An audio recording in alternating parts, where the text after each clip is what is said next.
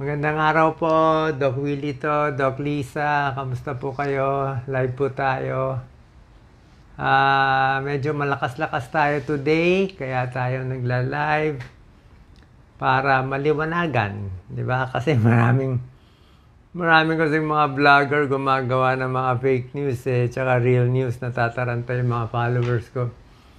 Sasabihin na iba, uy, patay na ata si Doc, hindi pa naman patay si Doc. Yung isa, gumaling na si Doc, nag-miracle na. Ay, mabuti kayo, alam nyo pa, nag-miracle. Alam nyo talaga, pag vlogger talaga ganyan Katulad ngayon, lalabas to, mag-uunahan na yung mga vlogger. Gagawa na sila ng fake news para kumita lang konti. Yun lang po kasi talaga Kaya hilong-hilo ang kababayan natin sa tunay at sa hindi tunay. Tayo rin nagpapahirap sa sarili natin. Doc Lisa? Yes, una sa lahat, nagpapasalamat po ako sa pagkarami-raming nagdadasal kay Doc. So siguro yun po yung dahilan bakit lumalakas si Doc dahil sa dasal nyo. Siyempre, pag kayo ang humiling sa Panginoon, papakinggan kayo. Salamat po. Actually, ayoko nga nagdadasal sila sa akin. To be honest, ayoko nagdadasal kayo sa akin. Gusto ko magdasal kayo sa sarili nyo. Magdasal kayo sa anak ninyo, sa kaaway ninyo, sa magulang ninyo, okay na ako. Isang tao lang naman ako, di ba? Pagdasal nyo na lang sarili nyo, pagdasal nyo yung kapitbahay nyo, okay na ako.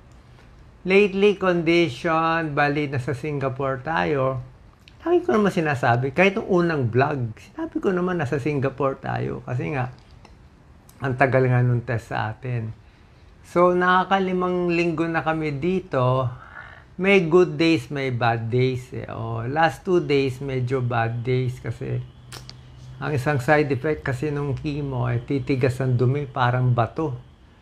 So, pag parang bato yung dumi mo, fecal impaction, dudugo, para kang manganganak. 2 araw ako walang tulog, mahirap. Okay, tingnan natin ito mga questions. Okay, so yung mga questions, gumagaling na ba si Doc Willie? So hopefully, matapos namin yung cycles of chemo, ganun po ang tawag doon, cycles. So, more or less, sabi nila, mga 6 cycles every 3 weeks. So, that's around 18 weeks. So, nakakaisang buwan na po tayo. Almost, malapit na po. So, mga 3 more months to go. Gumagaling o hindi, walang nakakaalam. Kaya kung may napanood kayo gumaling o hindi gumaling, walang nakakaalam. Pero parang gumagaling. Parang lumiliit. Kasi dati 10 out of 10 ang sakit. Kaya may time 2 out of 10. Pero pag umiri ka naman ng napakasakit, parang 9 out of 10 ang sakit. Tapos less na po yung manas at saka yung paninilaw ni Doc Willie. Yes, na-lessen na lahat. Nawala na yung paninilaw ko, namayat na ako ng, I think, 24 pounds, 75 kilos, ngayon 64 kilos na lang ako. Nawala na yung paninilaw. Mukhang lumawag. Paano yung inferior vena cava, hindi na ganun kagalit. Nawala rin yung manas ko, pati yung varicose ko. Ang nawala lang yung buhok ni Doc. Hindi, side effect yun. Sabi nga nung doktor ko, si Dr. Ang Peng Tiam, Singapore doctor, di bali na masira lahat, ulo, mata, tenga, basta patayin niya ang cancer na yan. Kailangan focus siya yung kalaban Siya yung kailangan tanggalin Kaya kita niyo, nangingitim ang kamay ko. Ngitim siya. Pati sa ulo nangingitim.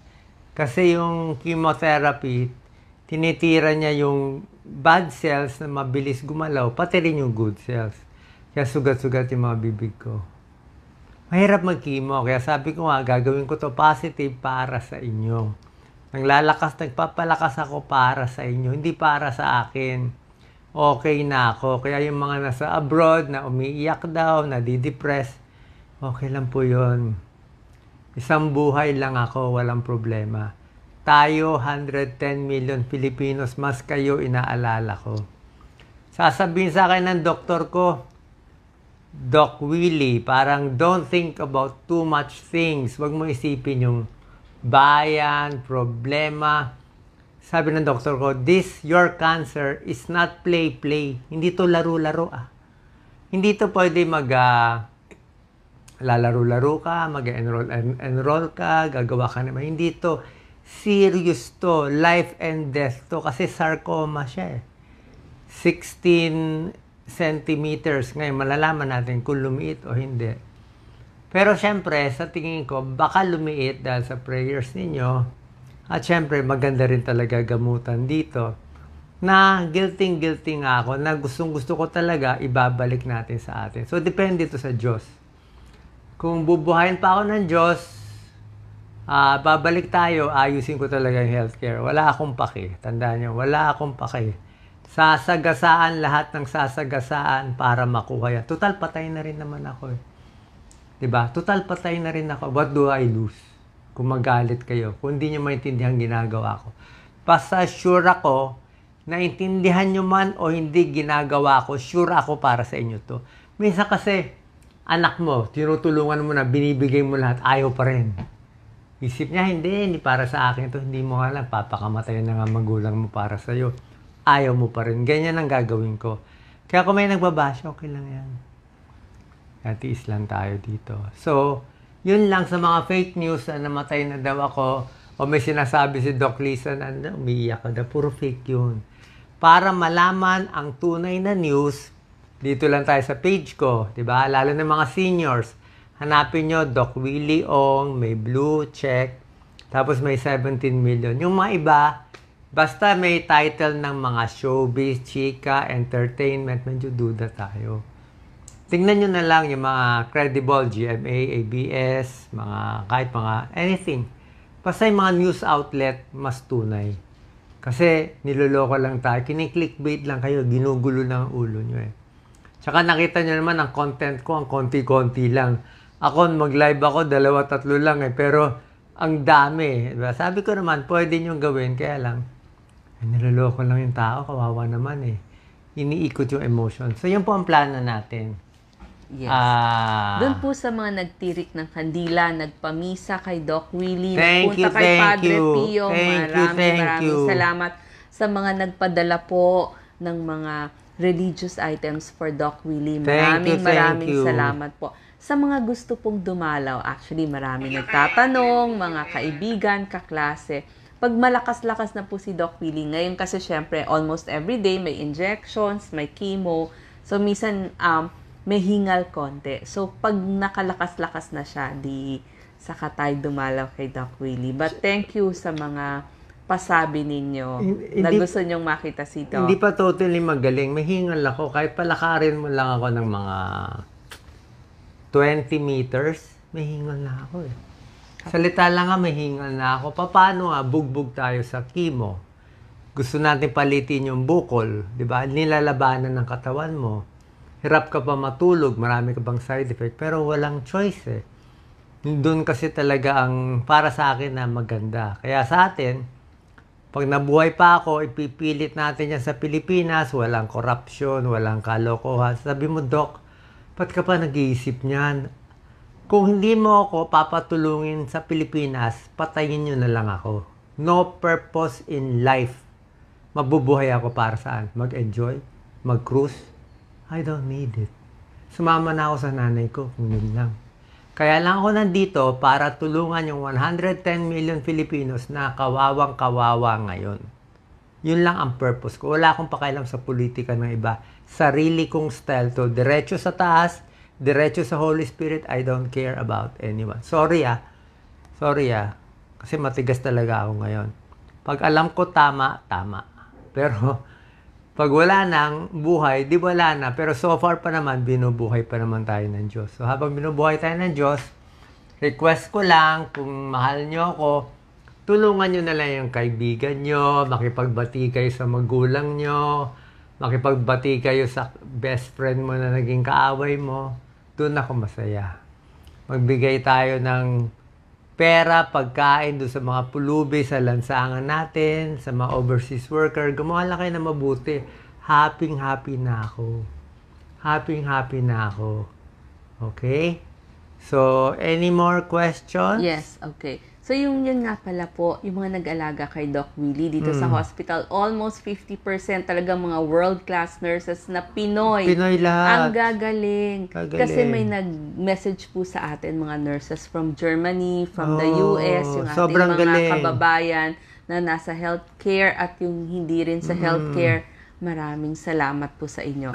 So, ang mga questions, yung mga naghahantay, kailan daw ulit mapapanood si Doc Willie. Siyempre, ngayon medyo yung mga lives namin hindi madalas. So, pipilitin ni Doc, pag malakas, good days, di itatry. Ako naman po, pipilitin ko kasi parang yung journey namin, dati hindi ko gaanong natatouch yung cancer, paano mag-alaga ng mga cancer patients. At kung ikaw mismo yung cancer patient, pag may oras na po ako, I'll try to do that. Una-una, wala akong balak mag-content ng health. Baka si Doc Lisa, I have no more plans to content sa health. Yung mga sakit sa puso, no more. Tapos na yun.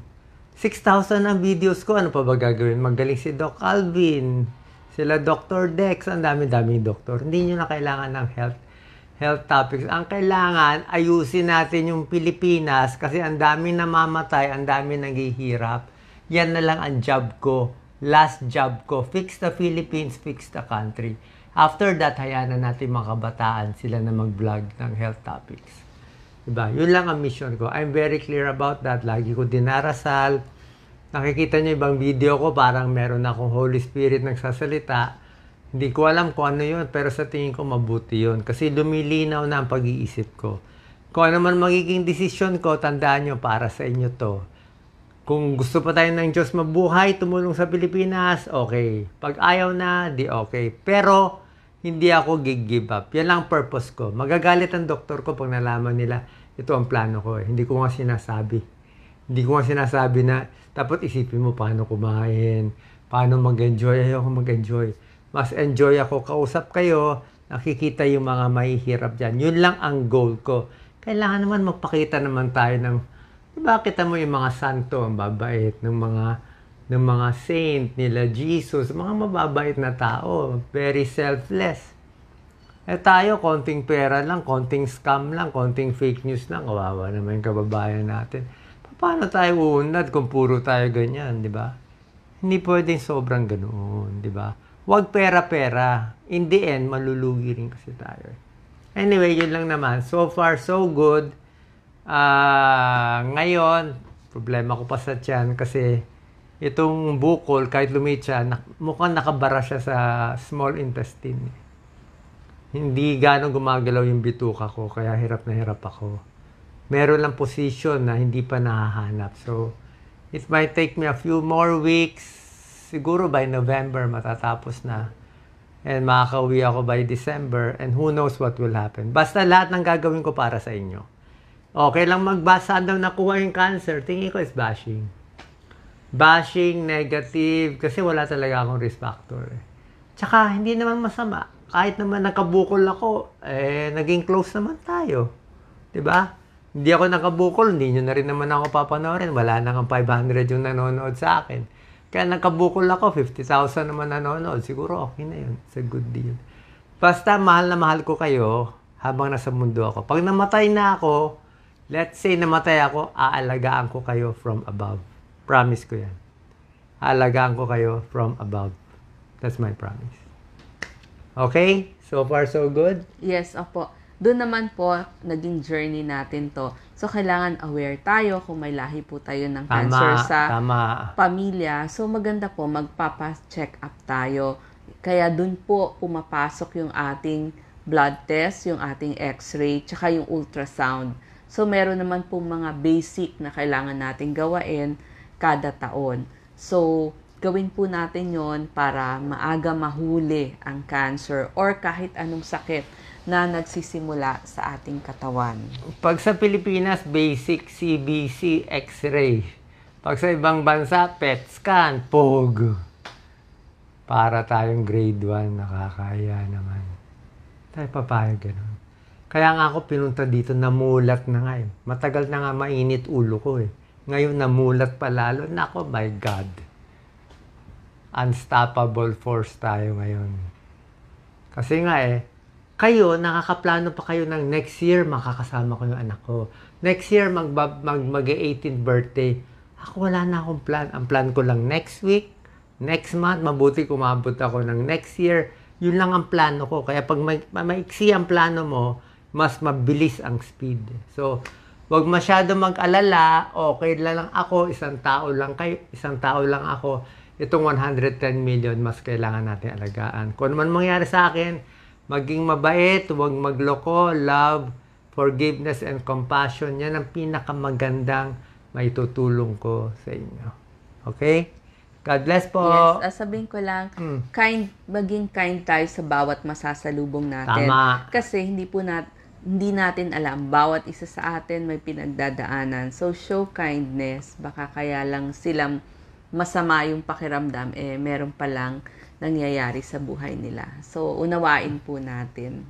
Salamat sa lahat. Salamat sa stars. Pero hindi kayo kailangan magbigay ng stars. Hindi kailangan. Wala. You don't need to give me anything. I'm okay. Tayo ang magbibigay. Ha? Marami pa akong gagawin. Pinipray ko. Baka hindi nyo maintindihan. Basta isipin nyo lang kung anong gagawin ko. Feeling ko ito mission ko sa mundo at makakatulong sa Pilipinas at sa buong mundo. God bless.